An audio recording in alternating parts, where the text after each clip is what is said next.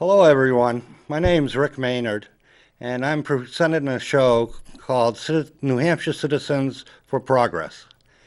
The idea of the show was to provide information that people can pick out issues that they're concerned about and become more involved and educated in regards to those issues. The first show is going to be around healthcare for all. It was presented by the Granite State Physicians for Healthcare. And, well, let's go to that clip. The mantra of our campaign is not me, but us. And the reason for that is not just that it sounds like a good bumper sticker. The reason for that is the simple truth. No president, no matter how well-intentioned or honest he or she may be, can do it alone. So I'm going to tell you what very few people will tell you, is that the power of Wall Street, the power of the fossil fuel industry who lies to us every day about climate change, the power of the insurance companies, of the pharmaceutical companies, of the military-industrial complex.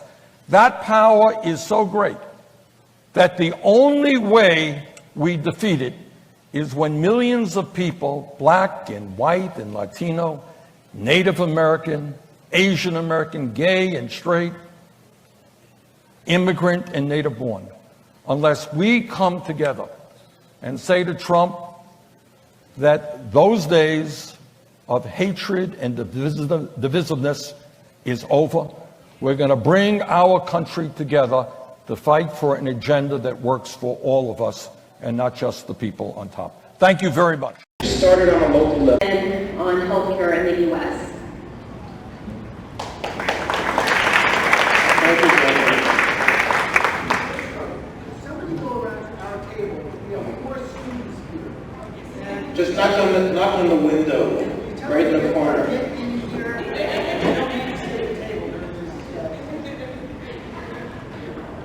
So it's an honor really to speak in front of this group of activists. You are on the front lines, really making changes in our state and towards improvements for our society.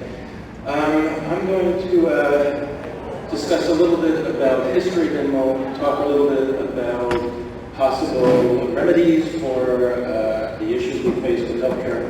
And I just want to remind folks that the system a nation uses that evolves in a particular country is an outgrowth from its history. So some of the slides I'll show you initially will be the American history as we understand what's possible and what may not be. Anyhow, who wants to answer who said these things? I bet we're going to get 3 out of 3 here. So millions of our citizens do not have a full measure of opportunity to achieve and enjoy good health. Millions do not have protection or security against the economic effects of sickness. The time has arrived for action to help them attain that opportunity and that protection. Guesses? FDR, close. Calder. Big Bang. Are we in there awards?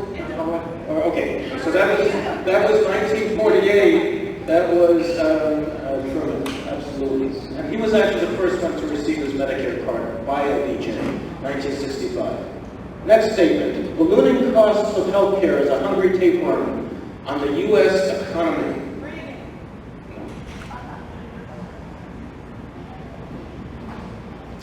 A person who is wealthy and is the wizard of Warren Buffett, correct. I forgot his name. The Oracle, thank you, the Oracle. Thank you. That was Warren Buffett. Of all the forms of inequality, injustice in healthcare is the most shocking and inhumane. Sorry, couldn't hear you. MLK, Martin Luther King, you guys are terrific. Nobody dies because they don't have access to health care. Who? Maybe, but no. No? Close. Back up a little. Newt Gingrich. After that, Raul Labrador, subject. All right. That was Raul Labrador from Idaho, back with the Tea Party age, and the initiation of the ACA. All right, so you may know many of these facts. We spend as a nation $3.5 trillion annually. Per capita, we spend $10,800 per person, more than twice the amounts paid in other nations. We are the number one in FDA in expenditure by GDP, 18%, and none of those countries are catching up very rapidly.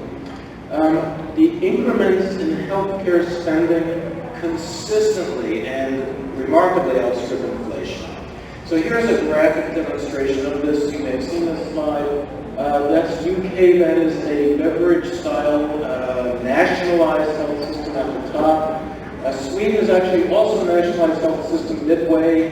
Canada, you may be familiar with that in some of the talks this afternoon. France is a mixed bag. Japan, Holland, Germany, Switzerland doesn't even come close. If you look at how much we're spending per capita, this is a little dated now. This is 10,016, not 10,017. We are spending more than half of our expenditures on our public health systems.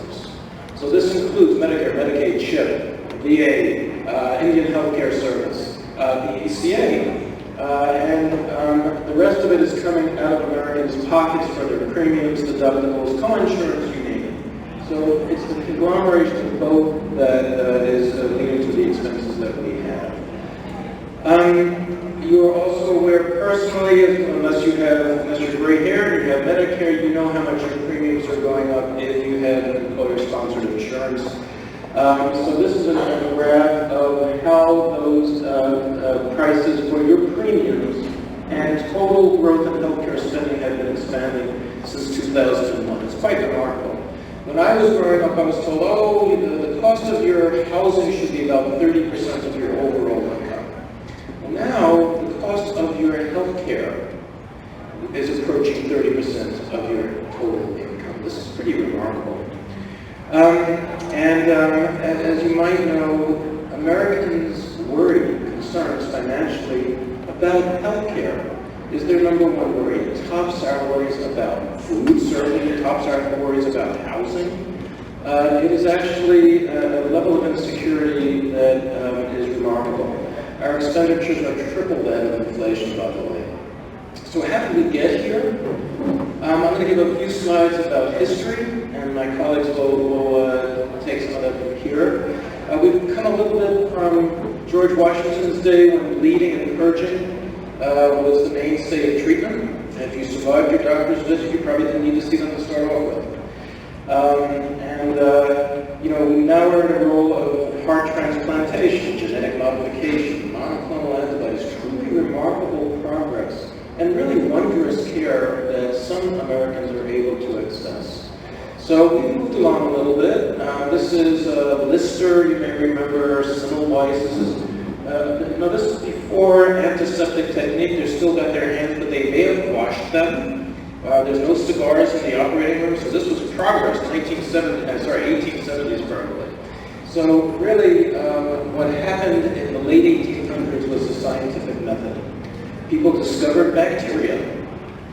People discovered you can put bacteria into a person if you drop your cigar butt into their abdomen or whatnot.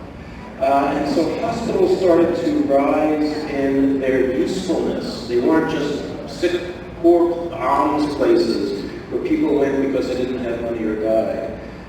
Progress developed in modern medicine at the turn of the century. Around this time, the turn of the century, also, there was a progressive movement back then, 100 years ago. We're still at it. And these are the suffragettes. So there was some progress in bringing the vote to women. Of course, people of color had it and lost it, and that's another story. It certainly has a lot to do with discrepancies and disparities. Level. Blue Cross Blue Shield started in Baylor University in Dallas, Texas, and it was set up by 1,500 school teachers who were finding it hard to afford their hospitalization. They came together, a locally based group. They said, look, let's do something called prepaid insurance. This concept of, oh, I'll pay a premium once a month and I'll get my health care taken care of. That was a novel idea at the time. That is actually transmuted, as we know, subsequently. So, we had the Great Depression, we had penicillin, this is Fleming, and looking at the origin of other modern advances way back when. We also had shipyards in California. That's Kaiser Industrial. You've all heard of Kaiser Healthcare, Kaiser Permanente. It was a large corporation in the 1930s that was having difficulty figuring out how to employ its thousands and thousands of employees. They came up with the concept also of a prepaid health plan. It was not supported, it was purely related to that industry. Only later did it develop to folks outside of the industry. So we had sulfa-antibiotics. I think I can put this one. Please shut your cell phones off, please, during the speech.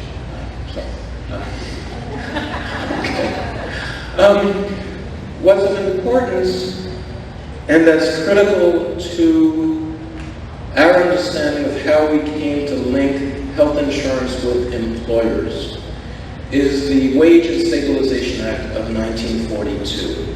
Are people familiar with this? Yeah, show of hands, people who know about this? Okay, so a lot of you guys are familiar with this. There was something called wage control. The government was very worried about inflation during the war period. So the government said, if you're an employee, if you are an employer, you must fix the cost of your benefits to your employers, to your employees. However, employers came up with a great idea how to attract some of their workers from other industries, or how to compete for workers at a time when they were scarce. We'll be able to add additional benefits. We can offer you health insurance. So the government said, yeah, no problem. You can offer that benefit. You can't raise your wages, but you can offer them the benefit of additional health services, basically health insurance. And that was the origin, actually, in the U.S. The IRS ruled that's fine. That was the origin of how in America we linked insurance with one's employer. That makes sense? So those were the war years, interesting times. We survived that, and subsequently, this man, Harry Truman, in the lower left-hand corner, was the next president. He won 2 terms, barely. He tried to revise what was initially planned under the New Deal, which was a national health insurance. That quote by him was his efforts to actually have a nationalized health insurance for all Americans. 1948, it was the Red Scare. Stalin was in office, nuclear bombs ended the war, communism was the major worry for many Americans. It was easy to label nationalized medicine as socialized medicine, even though Truman and those proposals never had the U.S. government owning hospitals or paying doctors directly.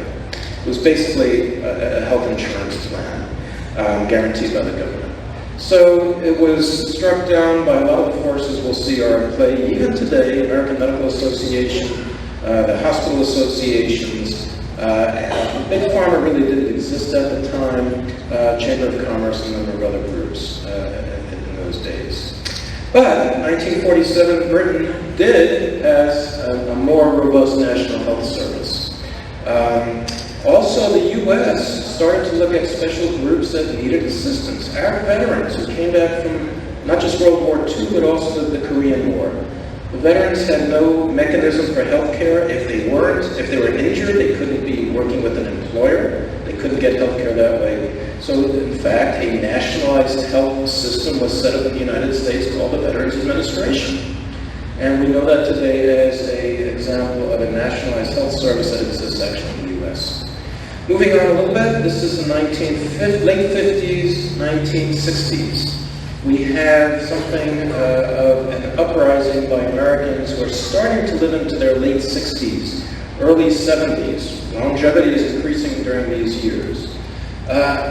No older folks typically are working any longer. They may not be well enough to do it at the time. There's a lot of young people in society. So there's a clamor to cover seniors on a health insurance system. It was a grassroots origin, it was real, and every representative heard it. Something else that was happening, we're starting to have things called dialysis. That was the first dialysis machine, a huge machine next to this individual. That was actually having to be triaged. You had 18-year-olds with kidney failure compared to 35-year-olds petitioning the hospital, can I have dialysis? I'd like to survive. Nobody knew how to pay for it. Dialysis was actually attached to the Medicare bill as a late addition. It was not part of the plan. What brought Medicare to the fore was public protest against the AMA. Many of you may have heard Ronald Reagan's impassioned speeches against the threats to our liberty by Medicare. Anybody heard those? They're amazing. They're on the net. They're quite remarkable. Anyhow, there's Truman getting the first Medicare card at the Great Society in 1965. LBJ got the Great Society passed. Medicaid was also a late addition to Medicare, by the way. Medicare was not envisioned to cover people in poverty. It was added on at a later stage in the process. So we were covering those folks who are quite vulnerable, the seniors and elderly, those who are not working, and the poor. Here we have, you go, everyone can understand who these folks are. There's Nixon, and that's Ted Kennedy to the left. They actually proposed national health plans as well. It was not politically feasible. Something happened to Tricky Dick. He didn't start out his term. But what he did accomplish was an HMO bills, a way to get funding for health maintenance organizations, which were looked at as a cost control mechanism. Ronald Reagan came into office after Jimmy Carter, of course, and the country had been through depression, a recession. It had been through long gas lines.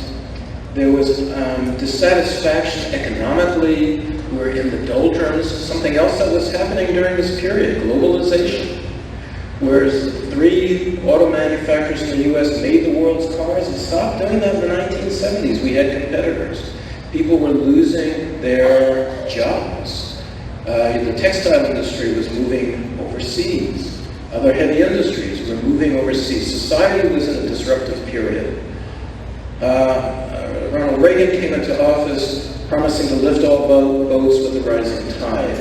And he was going to do that through free market, using all the goals of free market competition, as you might remember from those days. So the deregulation of the health insurance industries came into play. And we'll talk a little bit later today in some of the sessions about how free market does not actually apply to healthcare, and I'm sure many of you understand that already. But during this time, mergers were occurring left and right. The non-profit, you may be familiar that Blue Cross Blue Shield in New Hampshire was allowed to become a for-profit insurance company called Anthem. Endowment for Health actually was a spin-off from the funds that were provided by Anthem to be able to become a for-profit health insurer here in this state. Across the country, you had what are currently United Healthcare, Humana, Cigna, WellCare, Aetna, a variety of other major corporations. They consolidated, they monopolized, and they became the big players.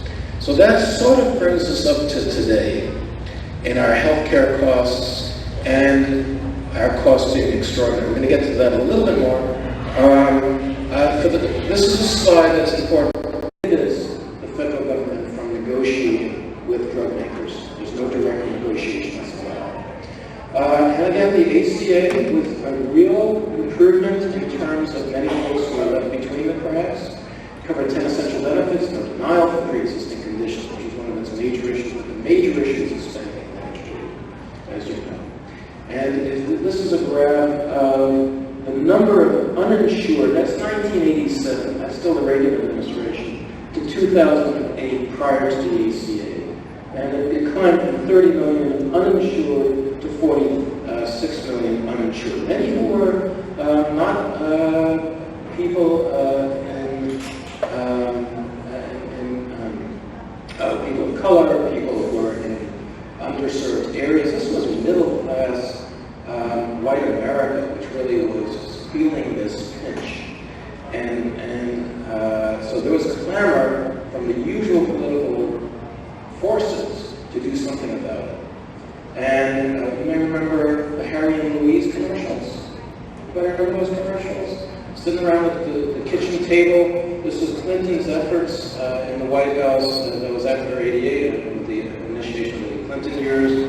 That was struck down. However, we did move on to the Affordable Care Act. We'll talk a little bit about, this is insurance premiums, just another illustration of what's been happening. Not ancient history anymore, local history since deregulation. That bottom blue line is overall workers' earnings. The green line is overall workers' earnings, the blue line is inflation, the red line is insurance company premiums. Clearly, a lot of economists, by the way, believe that one of the reasons, that line is actually flatter now between 2008 and 2019. Wages, low-income wages can actually stay flatter than that. And many people believe that is because they're, for personal experience. Yes, I want to keep my health plan. I got to do it for my family, teacher or whatnot. I'll pay less pay, or I'll be willing not to get a salary increase. Please keep my premiums. Please support my health care. And there's good evidence that that's what's been happening with this ongoing disparity between people's incomes.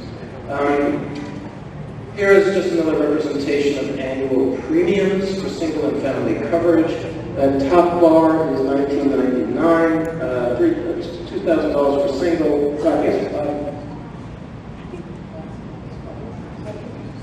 $7,000 on the top, $2,000 and $5,000 looks like on the top for family coverage today, $18,000 for family coverage overall, $7,000 for individual coverage. That's just the premiums. It does not include your deductibles, which is a new phenomenon in American healthcare. Who cares? Well, the ACA did help lessen bankruptcy. There's some good things that happened with the ACA. In the past, by the way, most people who became bankrupt in the U.S. had a health insurance. It was just not very helpful. It was not particularly protective. And this is a slide I wanted to show you. So the ACA, which in my mind was a dinghy, a lifeboat attached to a leaking ship of healthcare in the U.S. People could climb into that dinghy, and a lot of people did. And actually, this is the number of uninsured 2008 up to when the ACA became incorporated in 2014. You see that steep decline, such that as of 2017, there's only 11% of Americans don't have insurance. Unfortunately, that percentage is now climbing again with some of the encroachments on the ACA. And also with medical care becoming increasingly affordable. So I think this is just one last slide. Who do we have who's left out? What exists today? Clearly, those who are not old enough and those who are not poor enough. And I hear this from my patients. I see this from my patients all the time. People who come in and say, I'm not poor, I'm working 3 jobs so I can have this income, but you know what, I still can't afford health care. And yet, people are upset that there is benefits, but for a human right for people who clearly do not have the income. And of course, when you're 64, a lot of my patients will save up all their medical problems hoping that they don't have a heart attack or a stroke or some other catastrophe in the year until they can climb on to Medicare. The other folks, of course, are those in the gig economy, people who are self-employed, do not have a large employer. They have the health literacy and the ability to navigate the system. They just cannot find the income to support, to use the exchanges in the ACA. See a lot of people, many of the people who become our most costly patients, both in health as well as expense.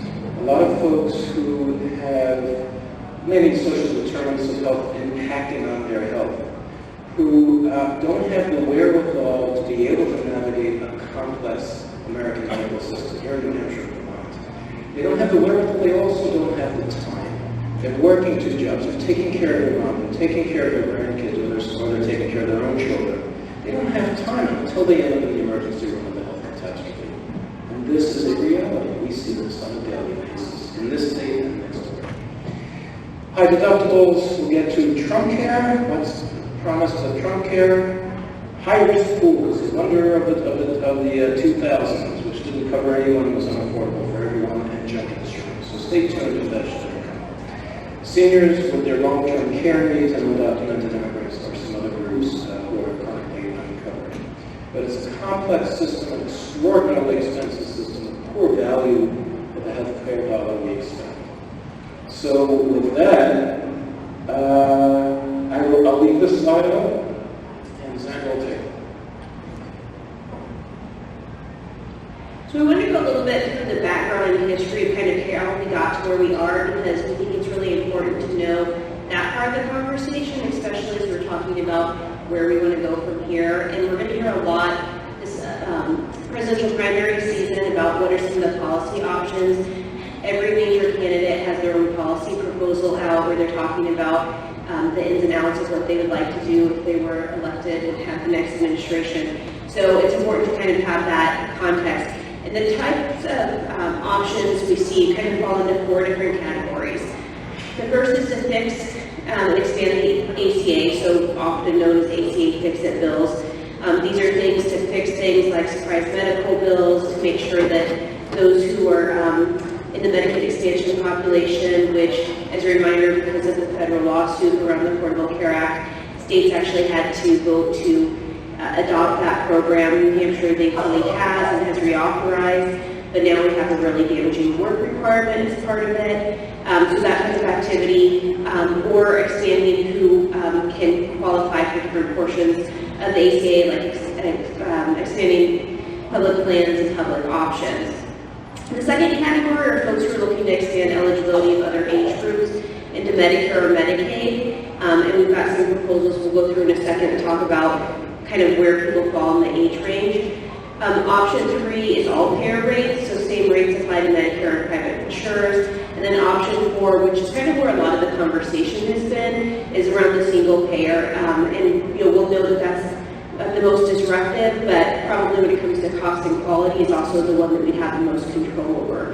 And as part of our conversation today, we want to explore what those different options are and how people are approaching it, and then have a little bit of a community conversation about what are your questions as you consider which type of policy proposal you would most like to advocate around, and what are the things that you need to ask the questions of those presidential candidates to make sure that we're not just fighting for a particular policy, but we're really fighting for, this is why we titled it this way, universal health care. The goal is not one of these specific policies that's been presented, but the goal is to reach getting to coverage that everybody has access to quality, affordable health care coverage that really works for them, so we don't end up with those things like people having coverage but not actually being able to utilize it. So I'm going to ask Dr. Kulish to lead us through some of the different proposals, and there are a lot of details in these, so I'm going to reference 2 things. In your packets is a very long document with details about each of the really major policy proposals we have out there. It's again, very long document. It's also very small print, but we do have a link to it off of the New Hampshire Progressive Summit website, so you can download that and enlarge that as you look through it. And then there are some other resources that we'll mention at the end of this as well. So, Doctor.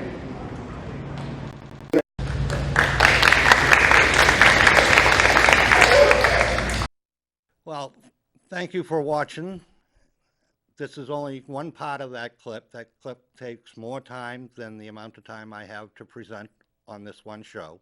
So we'll continue on with the rest of that next week. So everyone be safe, be happy, and have a good time.